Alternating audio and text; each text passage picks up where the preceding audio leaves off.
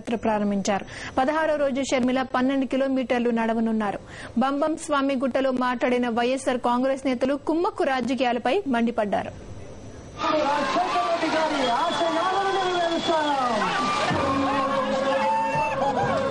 15వ రోజు వానలో నడిచి ప్రజల సమస్యలు తెలుసుకున్న షర్మిల 16వ రోజు పాదయాత్రను వేలాది అభిమానులు వెంటరాగా ప్రారంభించారు. పెన్నా అహోబిలం, కోనాపురం క్రాస్, సెక్షానుపల్లి వరకు పాదయాత్ర చేసి సెక్షానుపల్లి శివార్లలో బస చేస్తారు.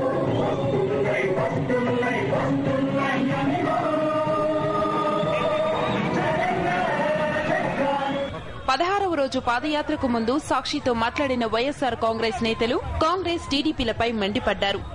ఈ రోజు తెలుగుదేశం పార్టీ, కాంగ్రెస్ పార్టీ కుట్రలు పన్ని జగనన్నను జైల్లో పెట్టి ప్రజల మనసుల్లోంచి తుడిచేయాలని ప్రయత్నం చేస్తుంటే, మరి ఈ రోజు జగనన్న తరఫున షర్మిల గారు నేనున్నాను అంటూ ఈ రోజు ఆవిడ రావటం, ప్రజలందరూ కూడా తమ సోదరులాగా ఆవిడ ఎప్పుడొస్తుందా తమ సమస్యలను చెప్పుకోవాలి అని చెప్పి వాళ్ళందరూ కూడా తండోపతండాలుగా వచ్చి మరి ఆవిడని కలుసుకోవటం, ఆవిడికి సంఘీభావం తెలియజేయడం చూస్తుంటే రాజన్న కుటుంబం మీద ప్రజలకు ఎంత నమ్మకం ఉంది.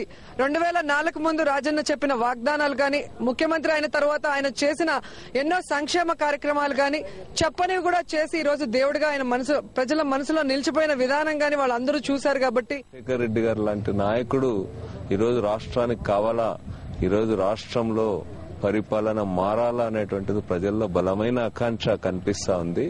అట్లాంటి నాయకుడిని ఈ రోజు రాజశేఖర రెడ్డి గారి కుటుంబ సభ్యులు అదేవిధంగా జగన్ గారిలో చూస్తా ఉన్నారు.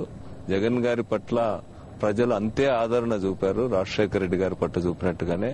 షర్మిల పాదయాత్రే కుమ్మక్కు కుట్రలకు సమాధానం చెబుతుందని వైఎస్ఆర్ కాంగ్రెస్ నేతలు అంటున్నారు.